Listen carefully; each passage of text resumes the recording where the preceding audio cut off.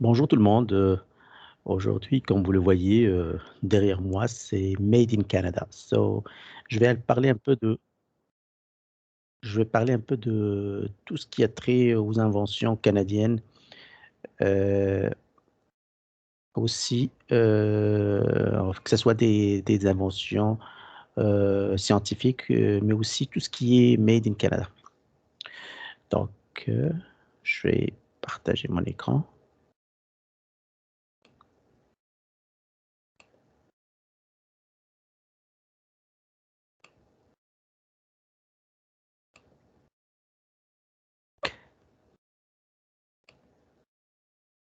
Voilà, donc je vais parler des inventions et célébrités canadiennes. Célébrités canadiennes, donc il y a un ES qui manque. C'est un beau paysage ici qu'on a. C'est vraiment, ça illustre un peu les grands territoires du Canada. L'insuline, tout le monde connaît l'insuline. C'est Frederick Banting qui a découvert en 1921 l'insuline employée pour le traitement du diabète. C'est l'année suivante, avec la collaboration d'un autre chercheur, qu'il a permis de sauver une première vie. L'insuline, c'est bel et bien une invention canadienne. Donc, Frederick Banting, juste pour vous donner une idée de c'est qui.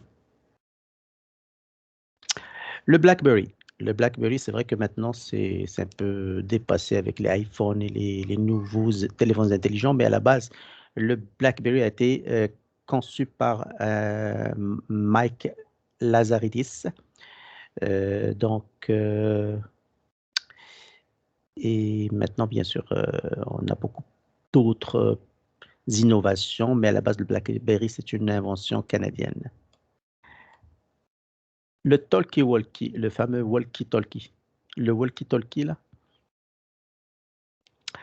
Le walkie-talkie ou émetteur-récepteur, portatif en français, a été inventé vers 1937 par un ingénieur canadien expert en communication du nom de Donald Hing.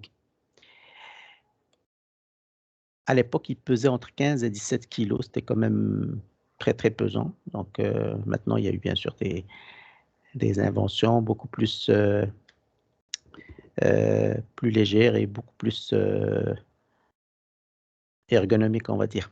Il servait notamment aux soldats pendant la Seconde Guerre mondiale.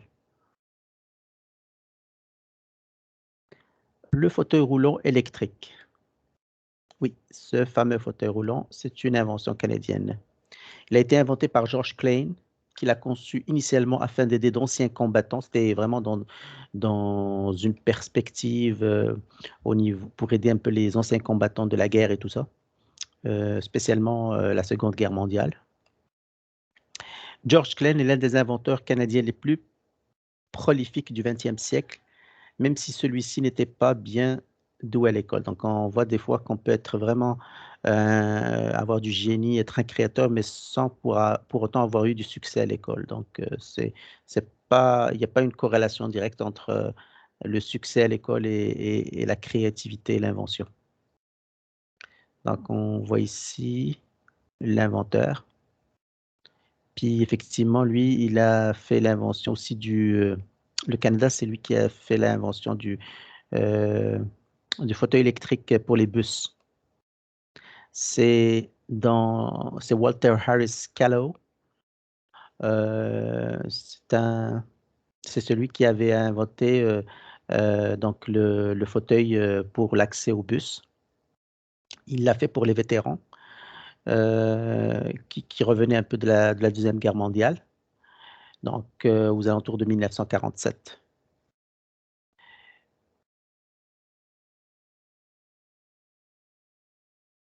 Donc, ça permettait un peu les voyages pour les vétérans qui avaient des, euh, des désabilités, en fait, des handicaps, en fait. Ça leur permettait de faire des tours dans les paysages, faire des pique-niques, des événements un peu bien ciblés et autre chose. Donc, ça pouvait un peu. C'était comme un moyen un peu de les sortir de l'isolement et donc d'avoir des activités grâce à ce fauteuil accessible par bus. Le sonar, on le voit déjà par la présentation, c'est ce qu'on utilise maintenant, surtout dans les sous-marins. C'est en travaillant pour une compagnie spécialisée dans les signaux de sous-marins que l'ingénieur canadien Reginald Fessenden a construit un premier système de sonar en 1912. Développé par les sous-marins pendant la guerre, sous-développement, non, excusez, son développement a aussi été motivé par la catastrophe du Titanic. Donc, quand il y a eu la fameuse catastrophe du Titanic, donc ça a servi, le sonar a servi beaucoup pour cet événement tragique. La radiomessagerie et la pagette. On utilise beaucoup plus ici au Québec la, la, la pagette. Là. La radiomessagerie est inventée par Alfred G. Cross en 1949 alors qu'il effectue des tests pour la signalisation téléphonique à distance, sans fil. Il visait à ce que ce système soit utilisé par des médecins, ce qui est le cas aujourd'hui. Toutefois, à l'époque, ceux-ci redoutaient que le système ne bouleverse les patients. Donc, à l'époque, il y avait quand même des réticences parce que les gens craignaient y ait comme, que ça pouvait un peu bouleverser les patients, mais finalement, ça a eu ses fruits, puis c'est devenu un peu plus répandu. Le téléphone, oui, le fameux téléphone, tout le monde le sait. Enfin, que c'est une invention canadienne. D'ailleurs, on voit le nom Bell partout. C'est donc Alexander Graham Bell, le scientifique, ingénieur et inventeur canadien d'origine écossaise, est surtout connu pour l'invention du téléphone autour de 1875. Donc, c'est en 1875 que ça a été inventé. La mère et la femme d'Alexander Bell étaient toutes deux sourdes. C'est ça, en fait, la raison pourquoi il a créé cet appareil un peu. Donc, sa mère et son épouse étaient sourdes, ce qui a sans doute motivé ses recherches sur l'audition, les appareils auditifs, etc. Bell refusa toutefois d'avoir un téléphone dans son laboratoire. Il le trouvait trop intrusif. Donc, c'était vraiment le côté pratique par rapport aux malentendants, mais pour son usage personnel, il préférait ne pas l'avoir. Comme quoi, c'est pas nécessairement quand on crée quelque chose qu'on va l'utiliser impérativement. Le simulateur cardiaque de Heart Pacemaker, ce qu'on appelle un peu le pacemaker en anglais, c'est donc ce fameux appareil qu'on met dans le cœur qui permet de stimuler le cœur. Le voici.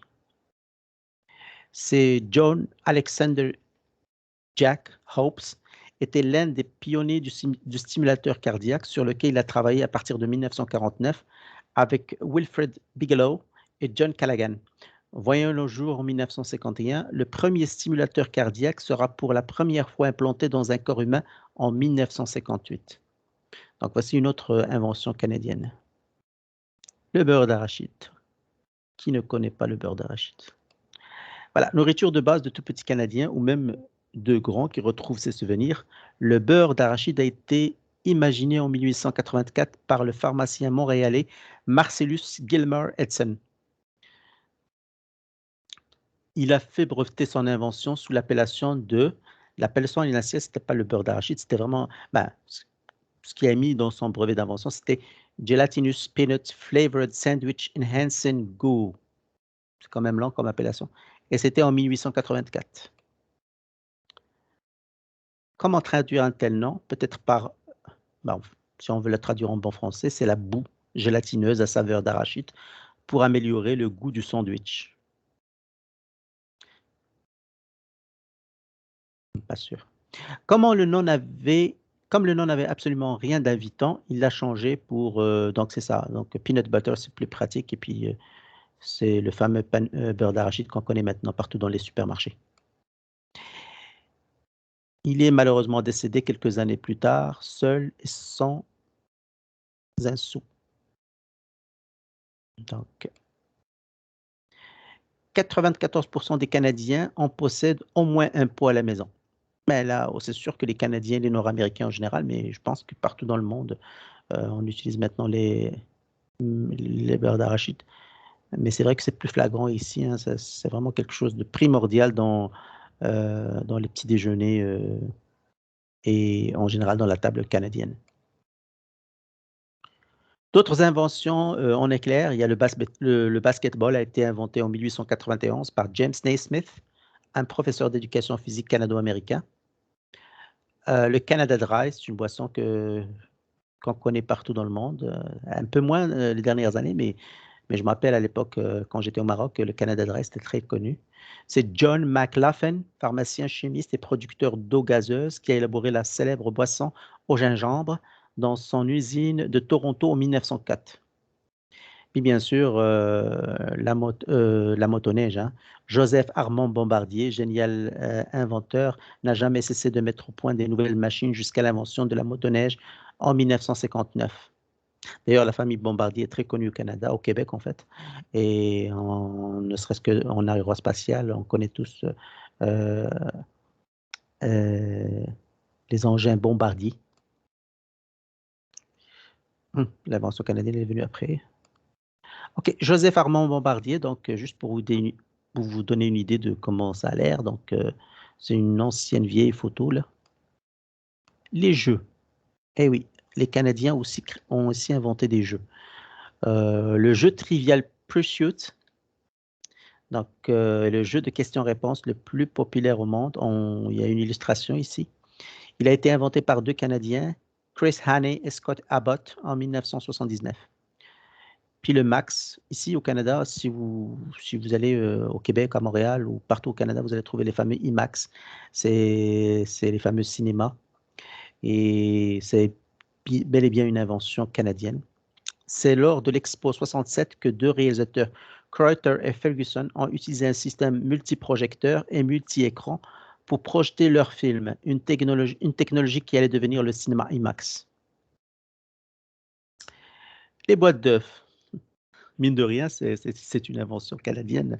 Les fameux boîtes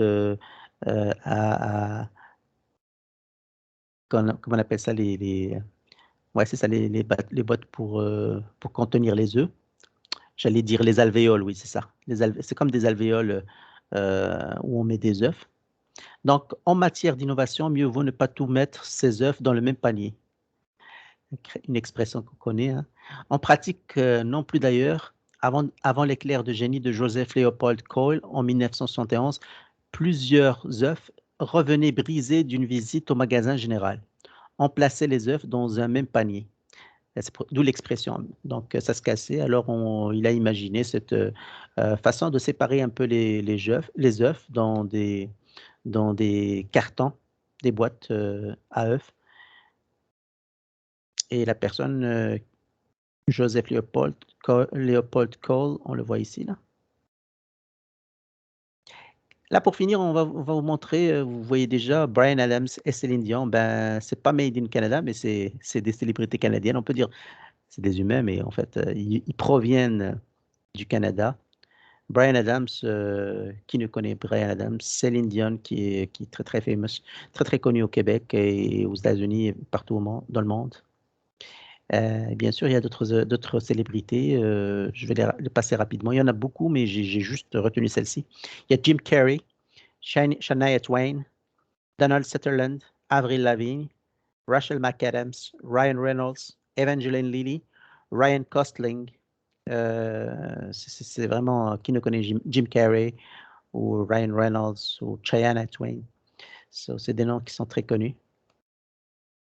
Il y a aussi, juste pour faire rapidement, il y a Alanis Morissette, Jason Presley, c'est lui qui avait fait la série,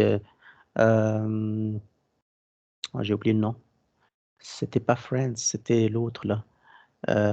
Bref, euh, c'était Brandon, le rôle de Jason, c'était Brandon Walsh dans la série qu'il faisait là.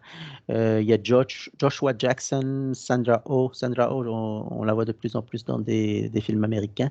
Il y a Nelly Furtado, William Shatner, Pamela Anderson.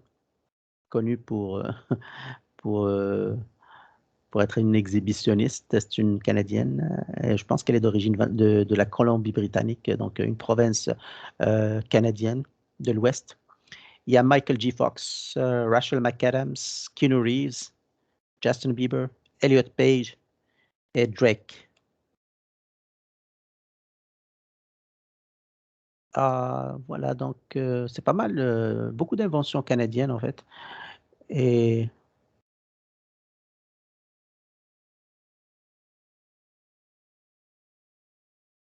je vais départager. Ouais, c'est ça. Donc, ça fait beaucoup d'inventions canadiennes. Donc, on peut en être fier un peu. Il y a du génie canadien. Il y a beaucoup d'autres inventions que je connais, mais que j'ai pas voulu, ben, j'ai pas le temps de toutes les énumérer. Il y a par exemple le bras télescopique qu'on utilise dans l'aérospatial. Il est de une invention canadienne aussi. Il y a d'autres. Donc voilà, j'espère que c'était comme une capsule un peu légère qui sort un peu du cadre que je fais habituellement sur l'immigration, les procédures, tout ce qui est réglementation. C'est un peu léger, ça fait du bien. Voilà, merci beaucoup, bonne journée.